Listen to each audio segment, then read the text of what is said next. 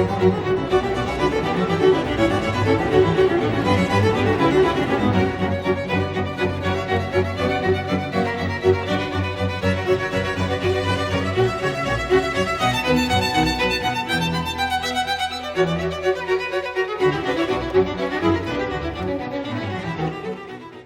hello. We are back. We are back again for the third time with the illustrious Professor Johannes Menke.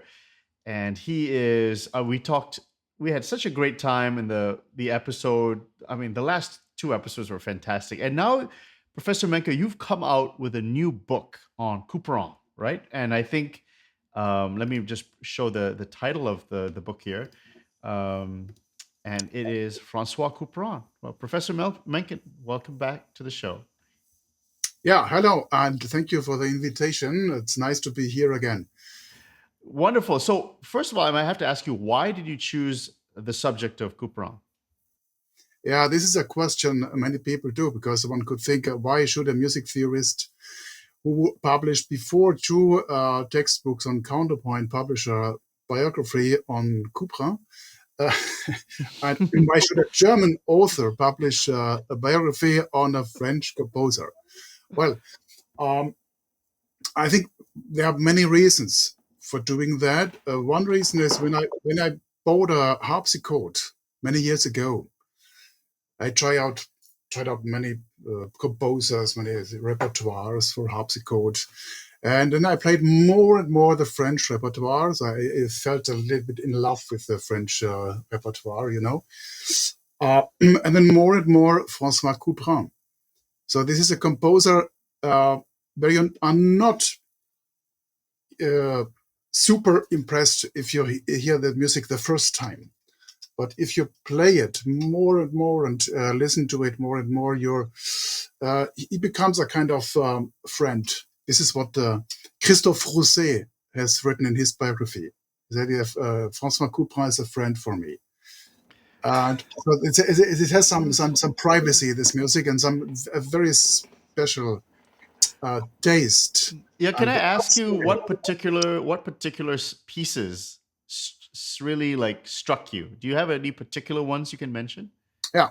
So look, of course, we cannot reduce François on this one aspect. So this was only the introduction. There are also other aspects. So if you just look in music history, you will notice very soon that in history of French music, he is an absolute outstanding composer. He has had a very important role at the court of Versailles, first under Louis XIV and then the Regent and Louis XV. He was one of the first composers in France composing modern chamber music, composing trio sonatas. And he is clearly the most prominent harpsichord composer for French harpsichord music, but maybe also if you look at the history of harpsichord music, so you have is one of the very big mountains of harpsichord music. And he loved the harpsichord, right? I mean, he wrote a treatise on it, and he said, what did he say? This was like one of the most perfect instruments, right? The harpsichord. He was quite honest. He also criticized the harpsichord. So he talked about the advantages and disadvantages of this instrument. So you can do some brilliant things, but of course you have the problem that you cannot do the dynamics so clearly. You cannot hold notes. But then he tried to establish some techniques to balance those issues. Yeah. So one more thing before we dive into this, we have a lot of great things to cover. But I wanted to ask, with regard to Couperin and the harpsichord, so how does he strike you as a writer in his treatises and the way he writes? Because sometimes you get a sense, like, for instance, when I read music in the galant style, I enjoy the way Robert Yerdigan writes. It's very warm, very witty. Or if you look at Don Drew, if you look at the Gasparini, what does Couperin as a writer and as an you're a music theorist, so how did it strike you, his manuals and his writings? So François Couperin as an author, We can read him as an author of words, not of music, in the famous prefaces. And they are always a mixture of some private informations about his sicknesses and circumstances and why there was a delay of the publication, is the usual things, but also some informations on style, on new aspects of his pieces. The most famous treatise, of course, is the L'Art de Toucher, which was a model for all keyboard treatises later. Even the title was, we can have a look later, was quoted many often. And he also has written on in manuscript a little thorough-based treatise, which also is quite interesting, I think. Great. So, okay. So, Professor Menke, where should we start first then? Should we talk? I mean, should we maybe talk about his time? Like, for instance, Mhm. what was it like his when he was born in the 17th century, and he Mhm. passed away, I think, in 1733, right? So, kind of Exactly. early in the 18th century. So, can you speak on his time basically, and the kind of world that he was in, the musical world? Mhm. So of course we cannot separate the musical world from the entire world. The real world. In the real world, Yeah. the real world. Well, for me, it was a key to understand his life or his contribution to composition better, recognizing the change of the world in which he was born towards the world where he died. So when he was born in the world of Louis XIV, the so-called Ancien Régime, Mm, where we have what we later call the classical French art. And in mm, France, in art history, literature, also music, the classicism is the 17th century with Molière and Racine and Corneille and Lully and so on. mm. And so this was the world where he was born. And then he got a job. He was an organ player at the royal court. He was a harpsichord teacher at the royal court and so on. And then the king died. Here we have Jean-Baptiste Lully. Yeah, Mm. Quite a bit older, right? Than quite a bit older, yeah. very much older. Lully, the kind of pope of French music, in the middle of the 17th century at the Mm, court of Louis XIV. And then when the king died in 1715, the court life changed quite dramatically. The court moved from Versailles to Paris. There was the regent who had completely different ideas concerning politics, concerning style, concerning morality, and also concerning music. mm, And then after some years, we have the reign of Louis XV, yeah, the young new king, where we can say, yeah, and a new time starts, a time of Rococo in art, of the new Enlightenment. There was an author in the 20th century. His name is Paul Assart. Here we can see his book. ah, Yeah. So in the German translation, it's Die Krise des europäischen Geistes, the mm, crisis of the European spirit. And he describes exactly the crisis from 1680 to 1715. So this is the central part of Couperin's life. And what his main thesis is that not only in France, the world has completely changed. All the things which were estimated as good in the time of Louis XIV has changed, yeah, almost in the opposite. Yeah, and when we have, wow. so for example, the authorities, God and the church and so on, and then comes the Enlightenment criticizing all those authorities. Just one example. Right, right. It's interesting. That's a time of great social upheaval, and what about his life? I mean, didn't his mother died when he was like 20 or 21, pretty young, Yeah, yeah. and Especially his he father died quite early. Yeah, oh yeah.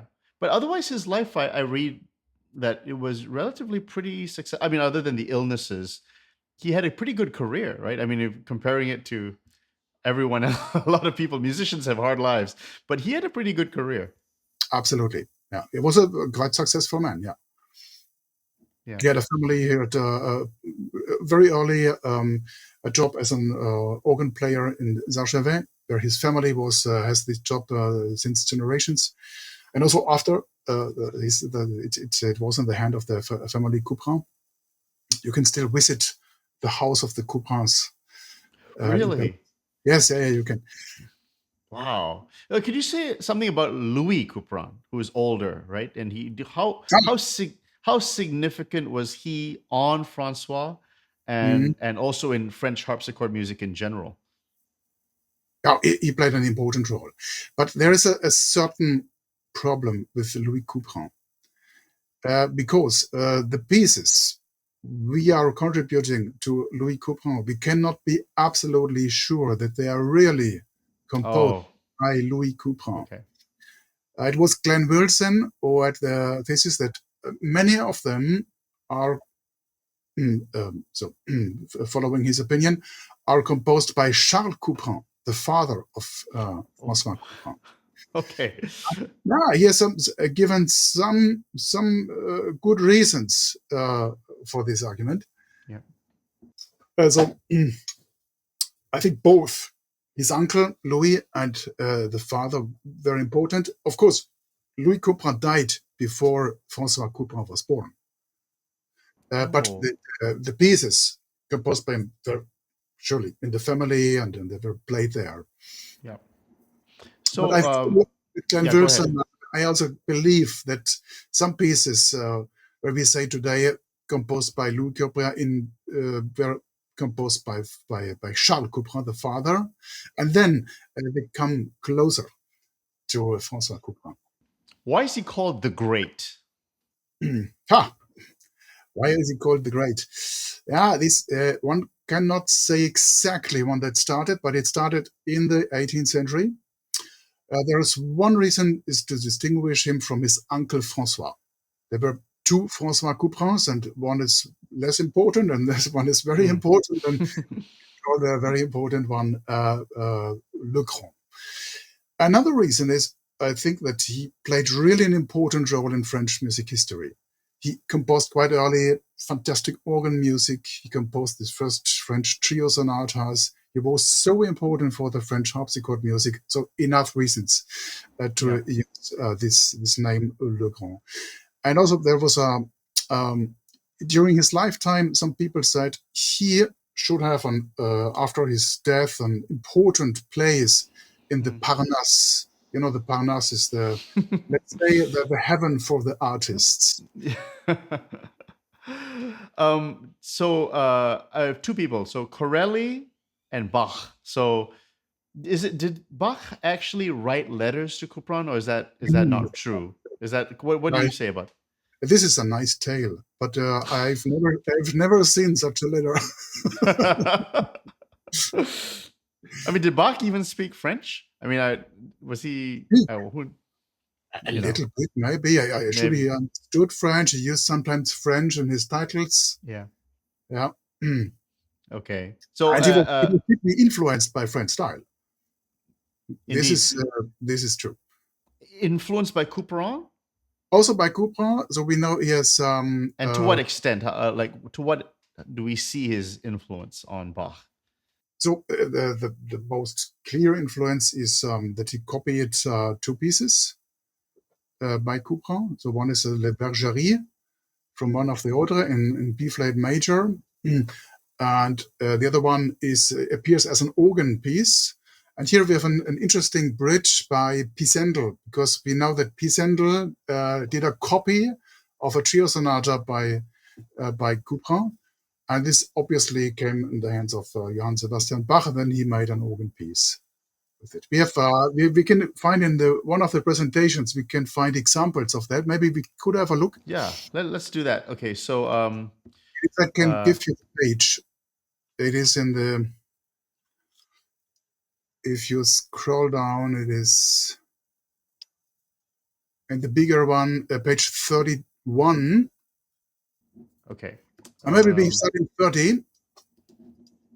is it this one? Yeah, maybe we start one page before. Is it this? Yeah, this is a nice overview of the trio sonatas by Couperin. You find on the left the early versions he composed when he was in his 20s. And then you see on the right Les Nations, the publication much more later in 1726. And the trio sonata we are talking about is L'Impériale from the 1726 edition. And this was composed before with another title, with La Convalescente in D minor. And here, now we can go down. We have a copy by Pisendel. This is this copy, La Convalescente, with the title and the composer. And if you go to the next page, we can find this slow movement, Rondeau, in F major, and below we see the Bach organ piece. No, it was. Oh yeah, I see. Right there. Same page. Yeah. Yes. And the other piece, as I said before, was Le Bergerie. And so, obviously, so we can be sure that Bach knew those two pieces, so the whole volume, of course, where the Bergeries is taken from, and also this trio sonata. Maybe he knew more pieces, but we don't know exactly. So, Professor Menke, can we speak about French compositional technique of that period? Okay, schemata and thoroughbass, and what was the system they were using back then?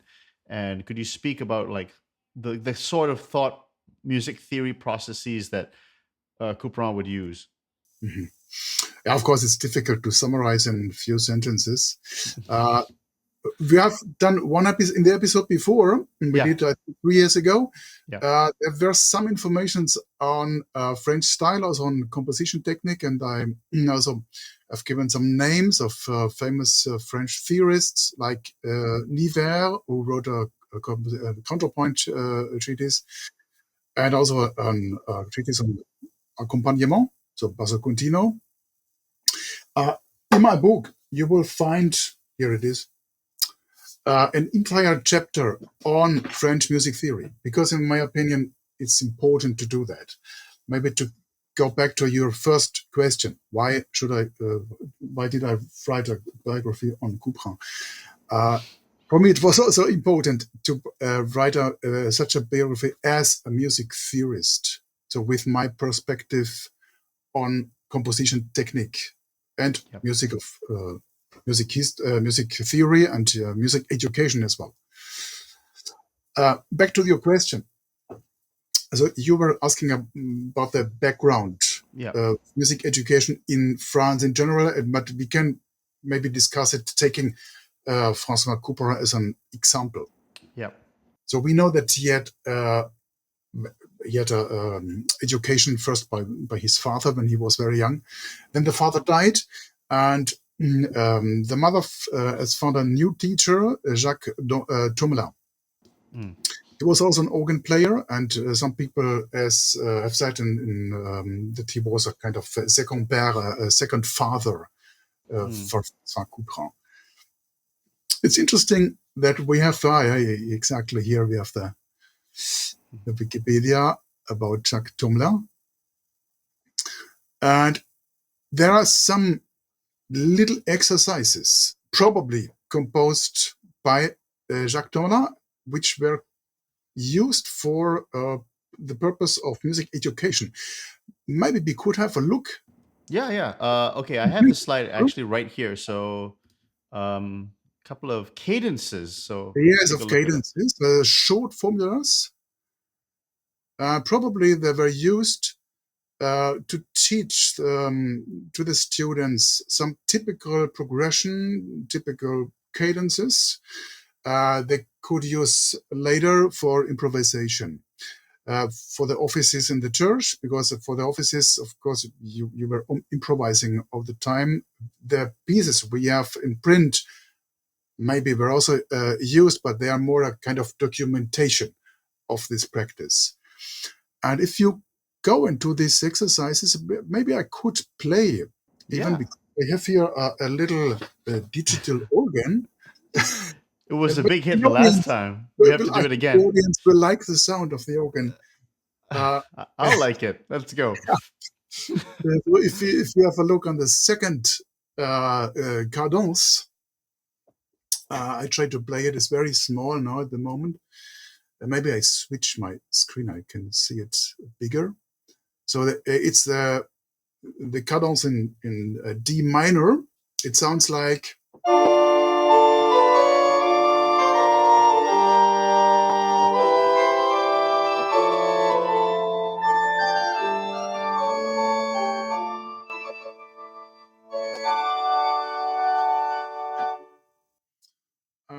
What we get here is one of those schemata I've identified as typical French.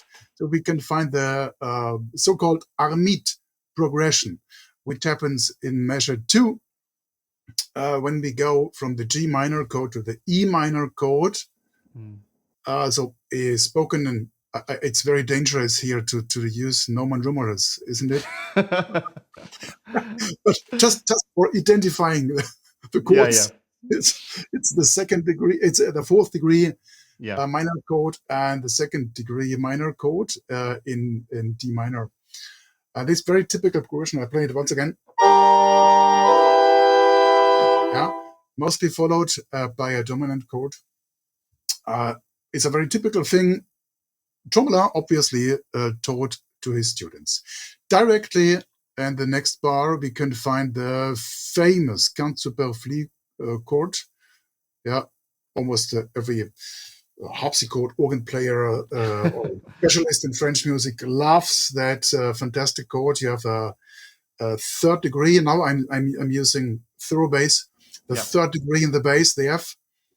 You find an augmented fifth in the soprano, and it sounds really dissonant. And a major seventh. This is a very typical chord, and then you can resolve this to the sixth chord on the third degree. So here you can find two very special chords in one little cadence formula. When you say chords, are they thinking contrapuntally and with counterpoint and intervals and thorough bass figures in that regard? Are they thinking of chords in this way? I think if you study the French thorough bass treatises, you could take what you want, Niver or Dandrieux or what else. You can observe a certain interest in vertical structures, which they call l'accord. Yeah? L'accord de la Cant superflu, l'accord. But it's a different approach on chords than we have today. So for them, also a dissonant sound is a chord. So they also say l'accord de la septième et de la neuvième, which is a spoken with modern words, a suspension of 7. Yes, and we see this in Dandrieux, right? Because he will have this chord, and it's a vertical chord. Is that like the Germans also are sort of like this, right? In some respects. Carl Philipp, it's quite similar. Yeah.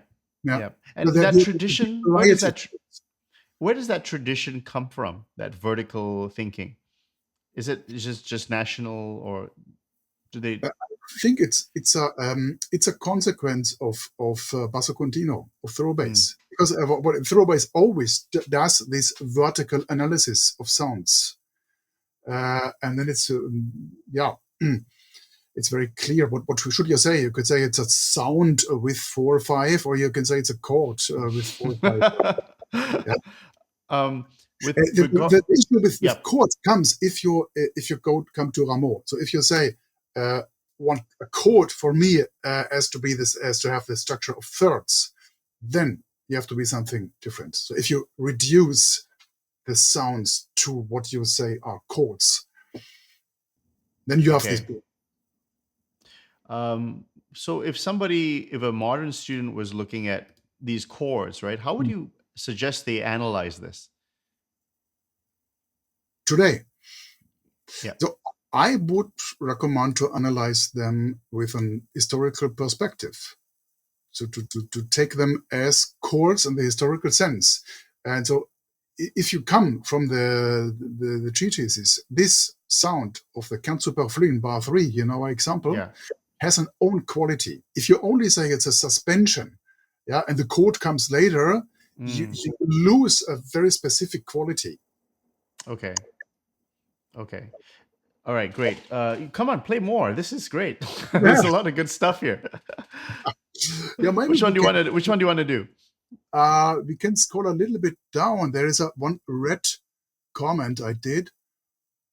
Is it lower? Lower? It should be on the next page. Yeah, no, it's not red. It's The blue. blue one. Okay. Yeah, the blue one.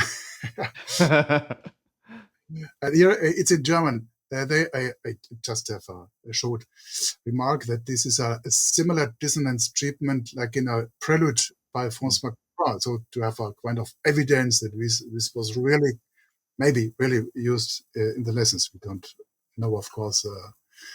We'll never have a check. So I will play this example.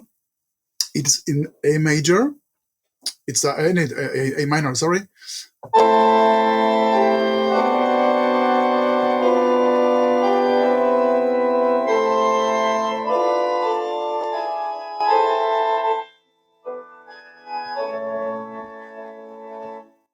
And here we can observe quite strange combinations, either pedal notes in the tenor or very long transitus in both outer voices, producing very dissonant sounds. First one with the ninth, second one with the seventh in the first two bars. So quite interesting. So this is very, very interesting and very rich. This is the 17th century, right? And I think I remember. I think Professor Yerdigan was saying that the 17th century was a very exciting, almost like harmonic time. A very, in some ways, like the Wild West. They were doing a lot of interesting things. They were doing very daring things in the 17th century. Especially in the first half or the first decades of the 17th century. Yeah, this is true. Wonderful. So, I have a question about tonality here. Now, that's a term that Fétis uses, of course, but keys, and if you look at Dandrieux, they do use terms like the dominant, the subdominant. They use these terms. So how do French people think of keys and key areas and tonalities? Is there, I mean, France is Catholic, so do they have some hexachordal thinking as well, or is that really restricted to Italy? Maybe we should talk better about modes and less about, of course, hexachordal thinking. We have some rests of that. Of course, it's a transition of modes towards tonality. We can observe, I think we have spoken about that in the last episode, taking Niver as an example. So if you have a look in the first treatise by Niver about, on counterpoint, you can find the Baroque 8 modes based on the older 8 modes, which were very useful for church music. If you go to the treatise on accompagnement, on thorough bass, you will only find 3. So major, minor, and Phrygian. And Phrygian, okay. Yeah, Phrygian always is the rest. The only one you cannot really integrate into the world of minor and major. And if you go on, there comes the day of the rule of the octave, which was invented kind of in France. The first famous publication is François Campion in 1716. And there we only have major and minor. But there still are some rests of the old thinking, because the first minor mode is not A, it's D. Like the old Dorian. Does Couperin, how does he think? How does he think? Yeah. We will never know. But it always depends where you are. So when you are sitting at your organ in the church and you have to do an accompaniment for the chant, of course you will think in the modes, because this is the music where you have to find a polyphony for it. And if you are composing modern galant harpsichord music for the court, you will use, or you will think in a major and minor tonality. So mainly because he was after having composed organ music and some vocal music. He was very focused on instrumental music. So in the second half of his life, François Couperin, of course, was thinking in minor and major. The other question is, did he think in 24 tonalities? Maybe, but he did not use all of them. Right, So, because this is well before like the well-tempered clavier and that those sorts of equal well-tempered mhm. tunings. So do you have you what's in his four books, what are the most remote keys that he uses? And we can observe that he is really expanding the range of tonalities. So if we come, the first book is quite limited, and the last book from 1730, here we also can find E flat major and F sharp minor and those tonalities, but we will never find C sharp major, for example. Well, also when Bach wrote the wohltemperiertes Klavier, he did not use an equal temperament. It Yes. was well temperature, but not equal. And maybe the temperament François Couperin used was a little bit less equal. Therefore, he avoided those tonalities. Another reason surely was that he wanted that his pieces were played by the people, by his pupils. Yeah. And if you give to your princess, you're teaching a piece in C sharp major, maybe the princess will not really fond of it. Yeah. Okay, so education of Couperin. Mm-hmm. We know how Bach taught. There's some examples of how he taught and some anecdotes. We know how the Naples conservatories taught with Partimento. So Couperin, what did he do? I mean, what kind of, did he do exercises in like basse chiffre? Did he do accompaniment? Was it something like D'Andrieu? Like, how would a child in the 1660s, what's a solid music education look like? Maybe we could have some examples. The most famous book is L'Art de Toucher. If you have a look in L'Art de Toucher, we find many informations about performance practice, technique, and so on.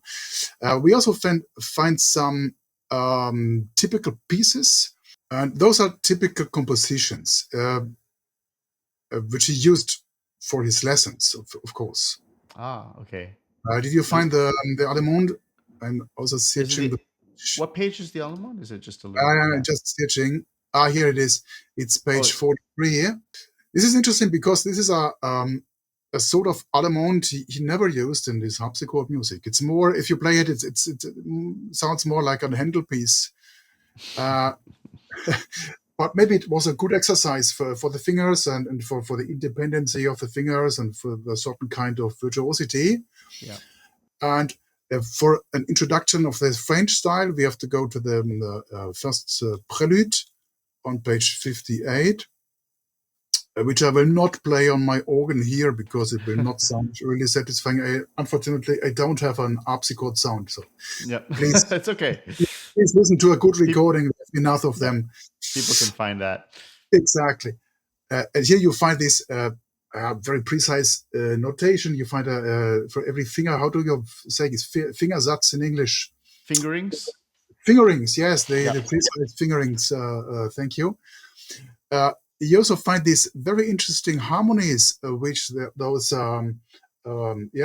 switched chords. Something very similar we have observed in the Tomelin cadence before. And so this is if you compare it with the famous Bach C major prelude, this is a kind of French brother.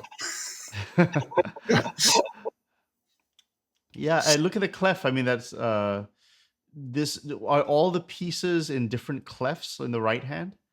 This is typical because here you have a lower range for the melody, and then they just used another clef. Were they keyboard players expected to use multiple clefs back in the day? Yeah. Wow. Okay. You also find something another a different, especially in the earlier French harpsichord music, a different F clef in the left hand which is Mm. in the middle. For modern players, it's sometimes horrible, but yeah, well, this is you can Uh, learn it. It's a question of practicing. so you're saying that they would play these sorts of pieces as like training, Yeah, just a bunch of it's a pieces. training similar to the Bach prelude or inventions.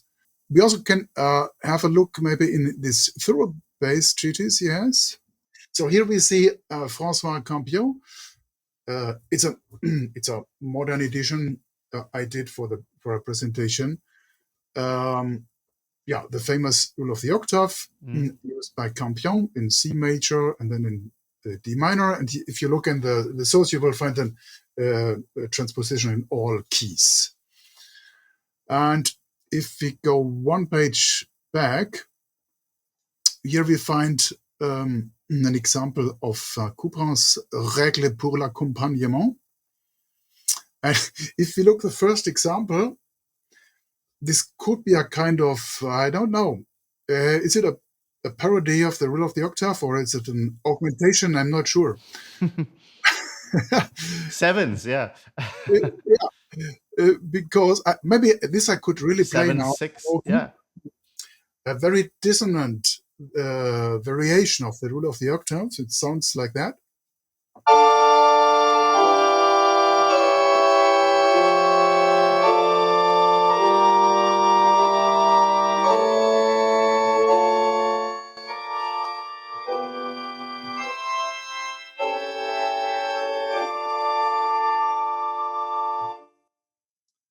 Yeah, you can see the upper tetrachord it has a chromaticism in the bass.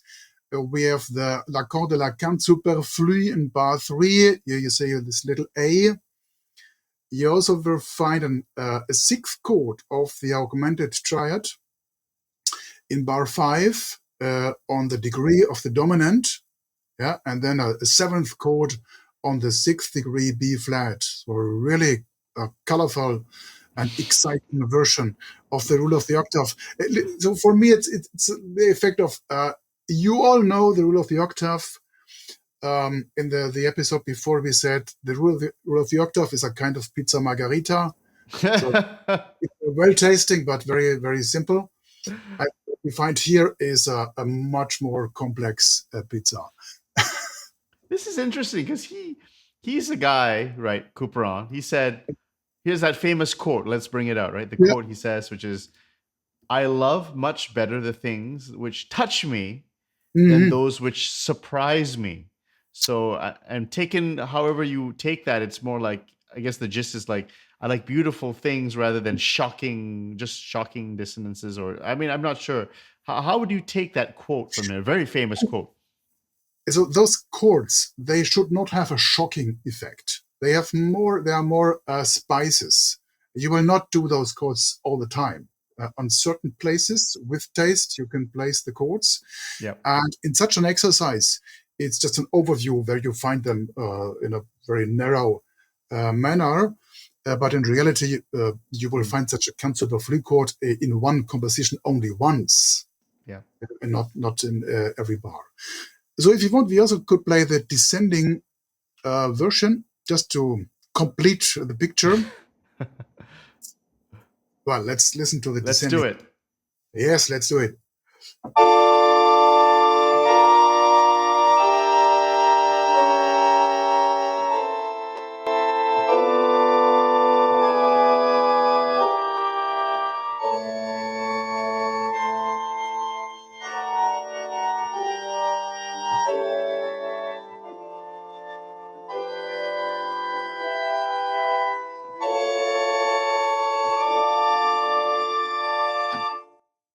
I'm sure you have noticed some very dissonant chords. Yeah. Yeah. And yeah, obviously the teacher, Couperin, wanted to demonstrate those possibilities. Of Couperin's works, which are the most harmonically daring? Of Couperin's works. Yeah. Many. So if you want to play just one piece where you find really amazing chords, Yeah.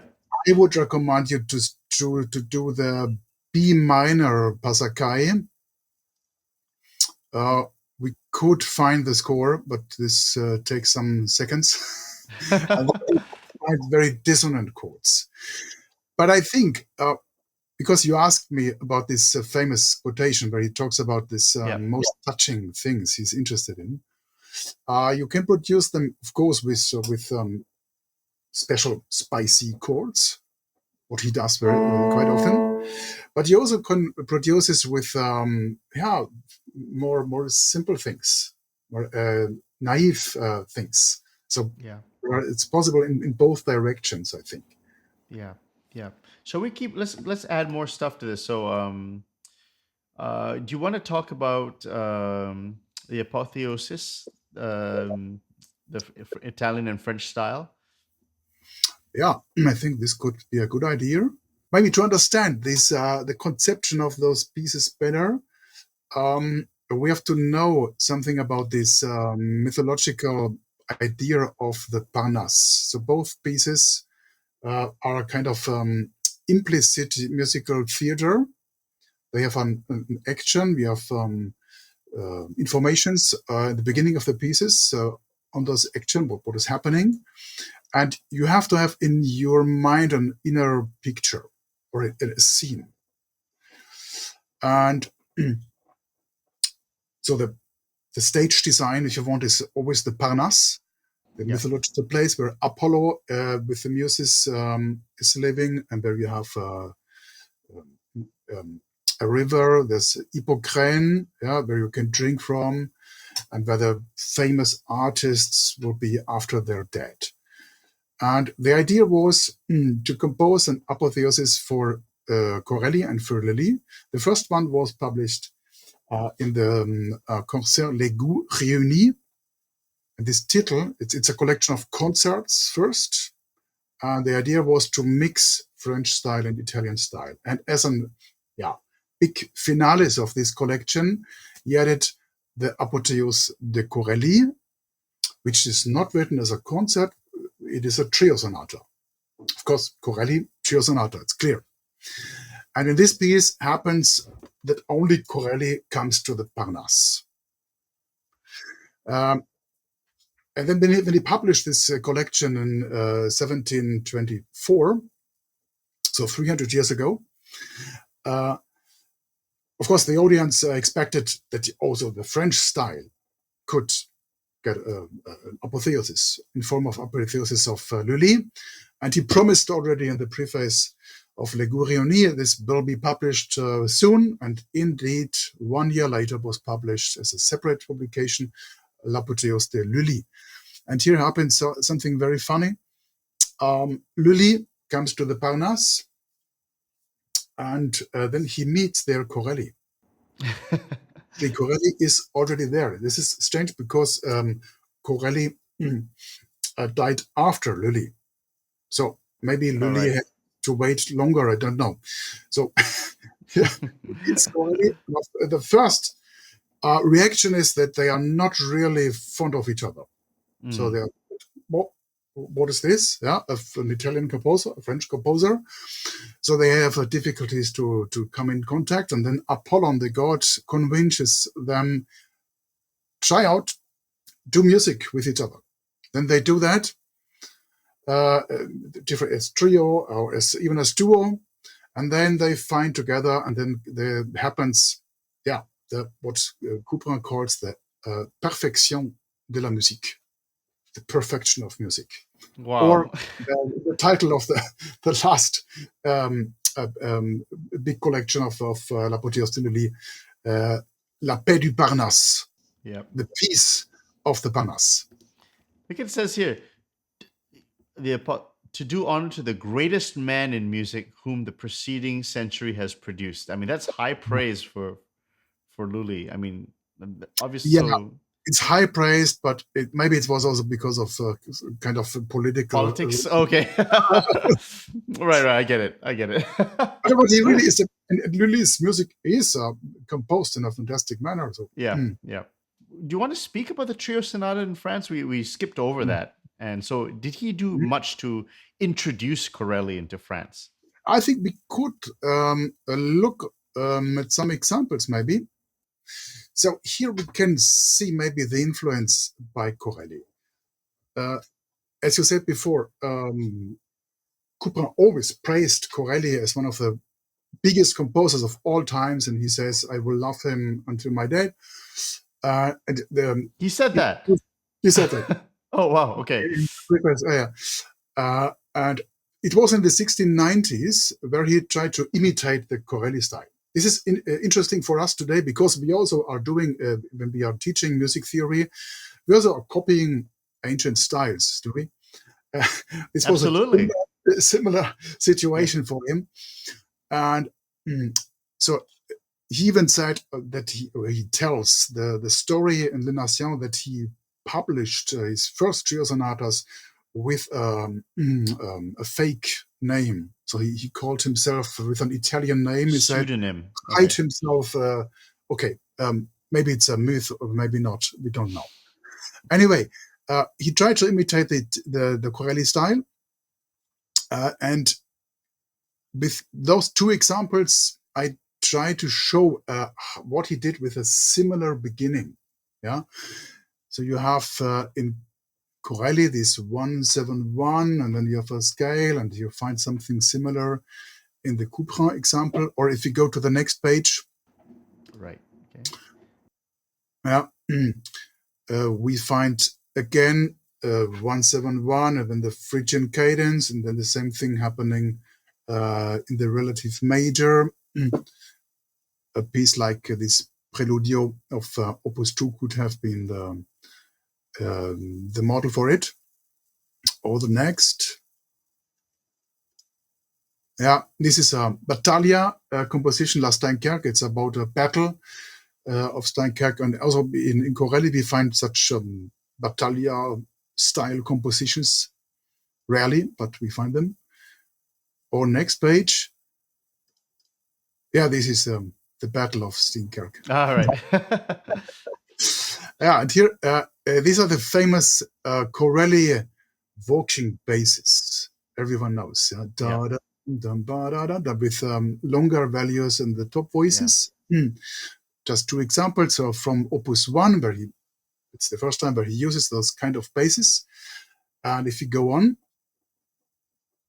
we find another one in Opus 2, the same kind of bass. And here you find this very typical da-dee-dim-bum figure in the bass, the first beat.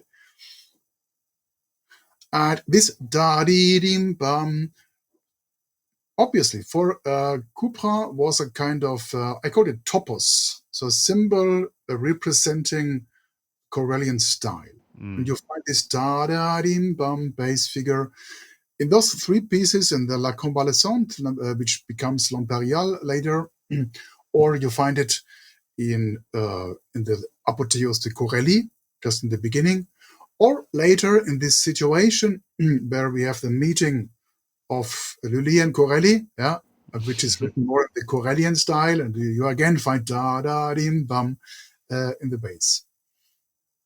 Fantastic. There's more.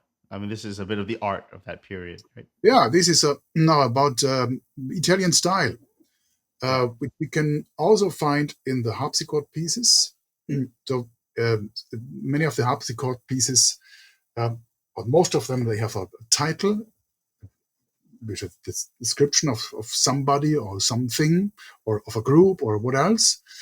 And one is in the B minor Ordre, it's the title La Raphael, which could be the painter, the famous artist Raffaele Santi. And if you look in the piece, the next page, so already the first impression is this is a very French piece, yeah. Yeah, he actually writes out exactly what he wants, right, in terms of the ornament. Yes, with many details. Yeah. Also famous for these very short values you can see already in the first bar. Yeah. And this is from the Apotheosis of Corelli. This is from the Apotheosis. The Apotheosis is a part of this publication, but it's not the Apotheosis himself. It's the ninth concert, where you have an Italian title, yeah, intitulé Ritratto dell'amore. So you see here this relation to Italy. And the next example, which is beneath from the, no, it's the same page of the 10th concert, the 10e concert, we find the famous Neapolitan chord. So you have these, you see an A minor, and the yellow chord, you'll find there's a B flat major 6th chord placed on the 4th degree. It's held for a long time, so everyone can hear it very well as a kind of symbol for Italian style. You will find... Is that, they called it in that time? Did they call it No, the Neapolitan it chord? didn't use the word Neapolitan chord, but we have some evidence that it was already for them an Italian style element. Okay. So one example is the next page. This is the other Règles de composition by Marc-Antoine Charpentier. You can find it in this chapter where he talks about the force relation, the force relation. And you see all this, the graphics, the force relation.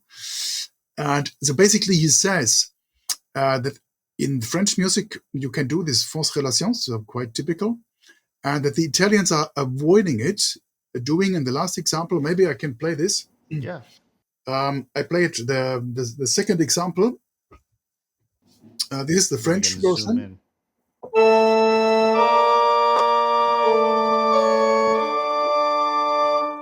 Yeah, there you have the fourth relation, E natural against B flat, which is typical for French style. And then they said the Italians, they do the E flat, and then they have no fourth relation. Then we can hear.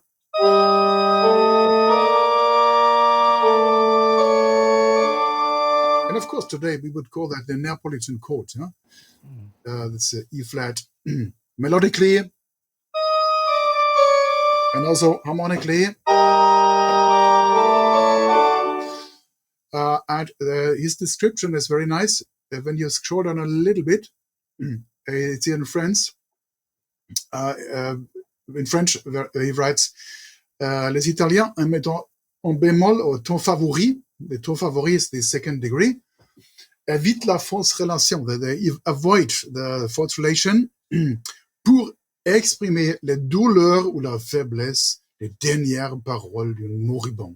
So to express the pain and the faiblesse, what is the weakness, and the last words of a dying person. Yeah. Very evocative. Yeah. The effect of the Neapolitan chord, isn't it? Absolutely. Yeah, very good. Okay, I got to ask you something, Professor Menke. So Couperin, like the mastery of counterpoint, is he a counterpoint master?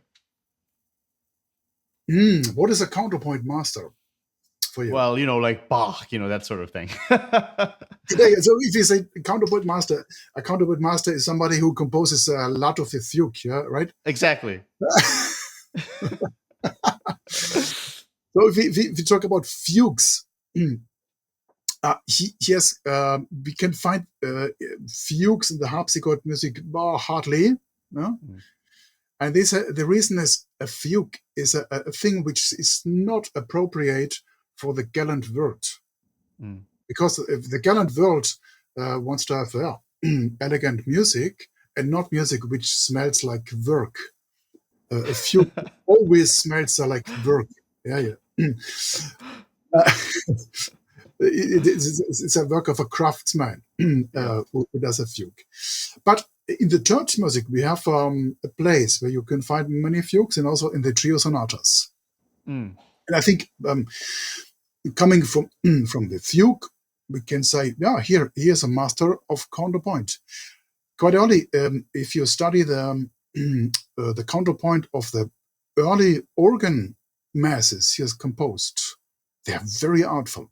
If you compare them with the composition of his contemporaries, which were much more older, well, it's the same level or even higher.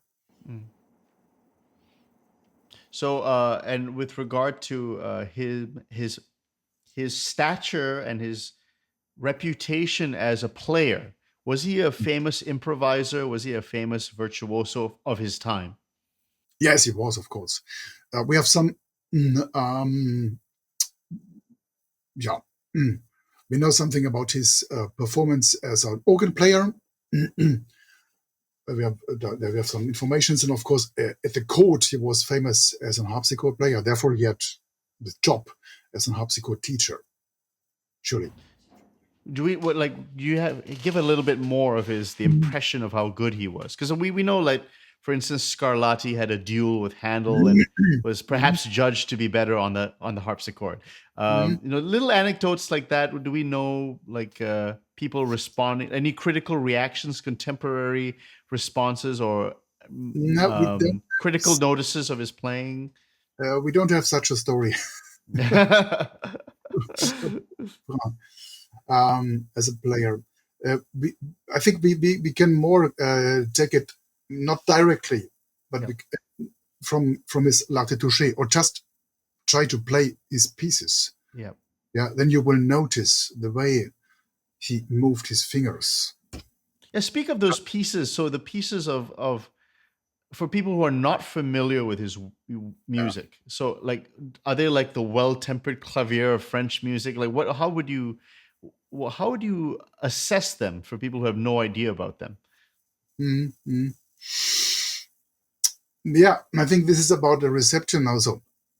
Yeah. And if we say today the wohltemperiertes Klavier by Bach is a kind of school of composition in his time, of course this is not true because it was never printed. And so who used the wohltemperiertes Klavier? Maybe some pupils. And Couperin's works were at least printed. Of course, the prints were not so many, some 100 or more. Okay. But nevertheless, the pieces circulated by manuscript or other copies. And the question was about this role of being for other composers. Similar to Bach, we can observe this in the decades or centuries after. There is this famous quotation by Reichardt, who said, I have to say that in German because it's originally in German. Okay. It was der Bach der Franzosen. Yeah. So he was the Bach of the French people. French Bach. Yeah. The French Bach. Today we think, this is Johann Sebastian. No, he was speaking about Carl Philipp. Oh, okay. Carl Philipp had this enormous effect on younger composers. Just only think about Mozart, who wrote many times that how important Carl Philipp was for him. And it's interesting that the people, even after his death, I think Reichardt is from the is it from the 50s or 60s? I have to look. Even then he wrote this thing that is the Bach of the French Bach. And also later, when the harpsichord disappeared, Couperin was still famous. Let's have a look in one of the presentations. So here we find Reichardt, it's 1782, where we have, you see it in yellow, der Bach der Franzosen. Der Carl Philipp Bach. Also the title, in seiner wahren Art, das Klavier zu spielen. And the model for that, of course, was l'art de toucher.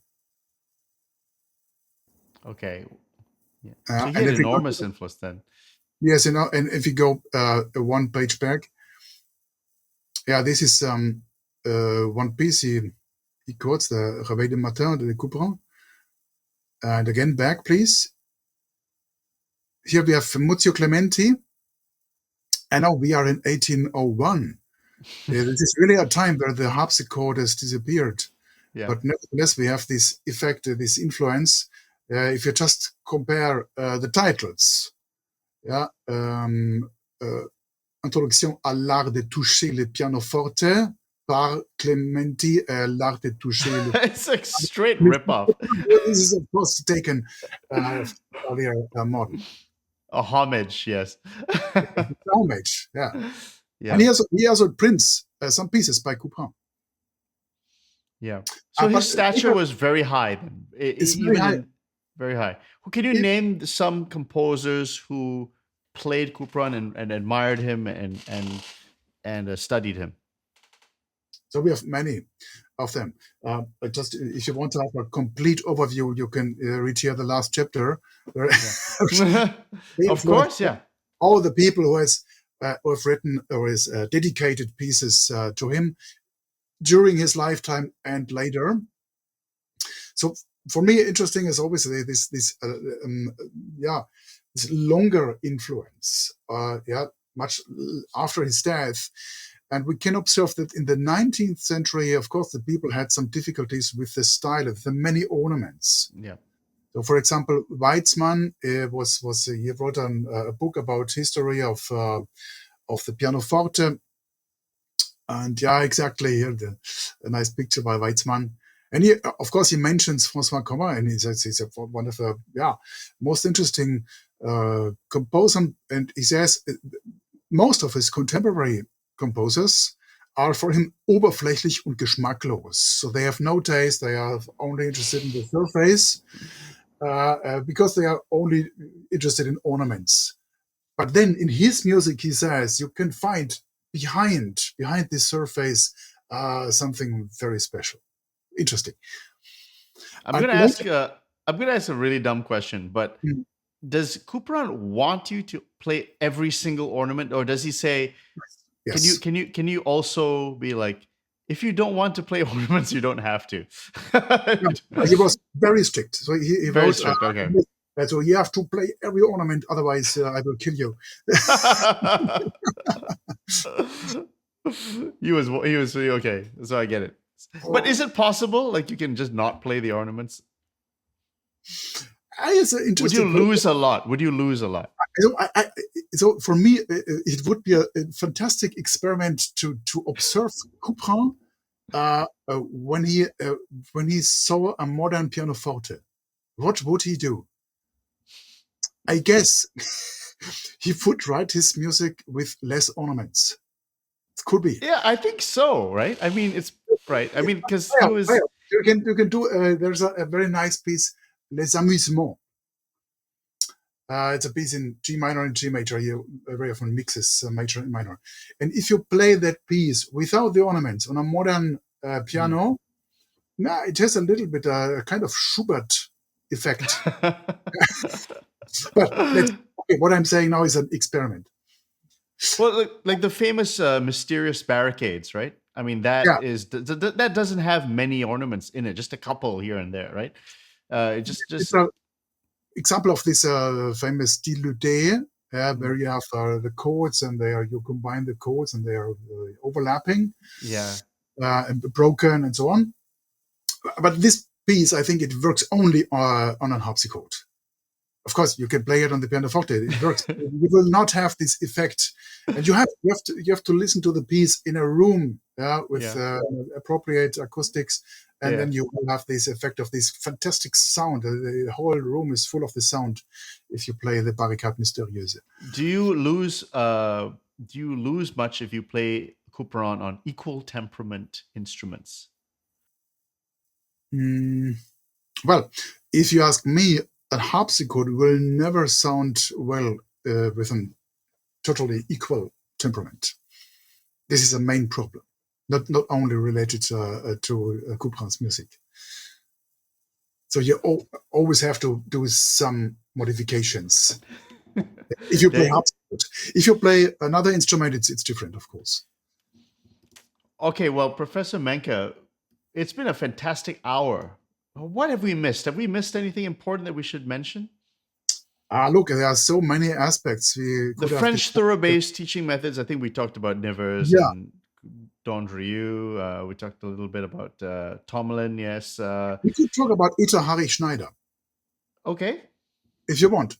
Let's do it. Let's do it. You can consider if you want to add it or not. Let's absolutely do it. first picture, and then we can go in the right order of the Freiburg presentation. Let's do it. Okay, right here. I got it. Yeah. So here we can see two pictures of Eta Harry-Schneider. And she wrote the first German biography on François Couperin with the nice title Zärtliche Welt, which is, for me, it's really a touching title if you consider the world in the year 1939. Of course, it was not a tender world. No. He has chosen this title, maybe to Zartlich? What does that translate to? Hmm? What is Zartlich? Zärtlich is tender. Tender. Okay, so tender world. Yes. Okay. It's an opposite to the reality of she was living in. So this is the since my book appeared, this was the only German biography on Couperin, and it's interesting that it was written by a female author, because she was a harpsichord player. Female harpsichord players were very important for the rediscovery of harpsichord around 1900. We can see on the next page the teacher of Eta Harry-Schneider, the famous Wanda Landowska. Very famous, yeah. Very famous, yeah. She teaches, you can see, on the Schola Cantorum in Paris. She was also a teacher of Ralph Kirkpatrick, who wrote this wonderful very important musicologist. Yeah, we also see Ruggiero Gerlin and Hugues Dreyfus, who was again the teacher of Christophe Rousset. So then we have the generations until today. And yeah, really, the female harpsichord players were really important. It was not only the 20th century, also in the time of Couperin, we find many of them here in pictures. Or just remember Elisabeth Jacquet de la Guerre, the famous composer, in the same time, or the daughter, one of the daughters, now both daughters of Couperin became professional musicians. One became a nun, and the other one became also harpsichord player, official harpsichord player at the royal court in Versailles. Imagine that. Your dad is one of the greatest musicians of all time. Wow. I mean, do they have any anecdotes about her, the children? I mean, do we have any biographical information and how he raised them? And not so much. Not much. Huh? I also had two sons. This is very strange. One of them died early, and the other one escaped and was lost. They're very mysterious. Yeah, it was many hundreds of years ago. It's difficult. Yeah, it's difficult to find. Okay, so we have so much we could have gone to, but I just saw Richard Strauss. Why don't we just mention that? Richard Strauss is this is interesting that we find in the first half of the 20th century a kind of a compositorial approach to Couperin. There were some composers interested in doing reworkings or orchestrations of works by Couperin. So Richard Strauss did too. The Divertimento and the Tanzsuite, both based on harpsichord pieces by Couperin. Or, of course, we have this famous Tombeau de Couperin by Ravel, which is dedicated to him. Not an orchestration of pieces, but he also takes some aspects of Couperin's music. For example, he takes the famous forerunner of the Fourth Concert Royal. So, Professor Menke, final thoughts. Let's wrap it up. You have a fantastic book. Let's bring it up here. Just so what will people get when they buy your book? And just what were you trying to say with this book? Of course, therefore, I need the book. 400 pages. How long? Wait, that was a big project, right? I mean, our last interview, were you still in the middle of working on it? Yeah, exactly. Yeah. So what is the main aspect? So I tried to give an introduction in the complete works, in all of the works by Couperin, I try to explain as both the composition, including technical aspects, and also the cultural context of this, which was this change, of morality of the entire world where he lived in. So coming from Louis XIV, going to the age of Enlightenment. Will I see some Adolf Bernhard Marx type analyses inside this book? No, you will not find. it's not appropriate. This is pure Ancien Regime. But you will find one analysis with Rameau Basse Fondamentale. Okay. Because this was the time, and I think there was an influence in both directions. Yeah. There's just maybe you can consider if you want to bring it or not. There is one Allemande composed for two harpsichords. Yeah. And in this piece, it's very interesting in the composition technique. He combines two harpsichord pieces, and both have a different bass. The question is, what is the concept? There must have been a kind of meta bass, a foundation of both basses. And this foundation of both basses, we could call basse fondamentale in terms of fundamental bass. Yes. Well, fantastic. Well, congratulations on this great achievement, on this wonderful book.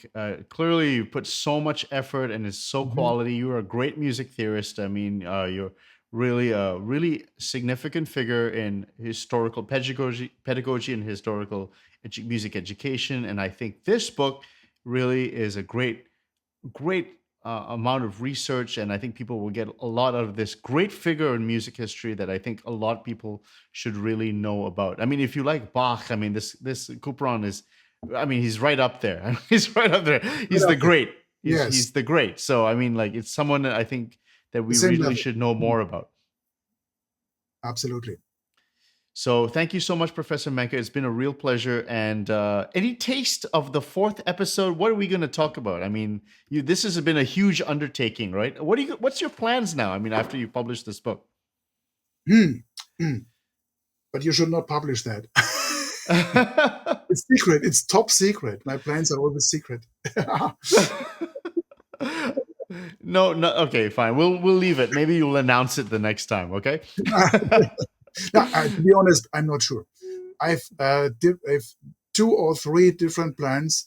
At the moment, I am a little bit observing the reactions on the Couperin book, and then I will decide which plan I will do. Yeah, great. So thank you for the invitation. It was my pleasure. Always, you are welcome anytime you want to talk about anything. It's very dark. Unfortunately, I have forgotten to put on the light. That's okay. That's okay. No problem. Well, have a great festive season coming up, Christmas season, and you too. And I will talk to you soon, Professor Menke. A real pleasure. Thank you. Yeah, thank you so much.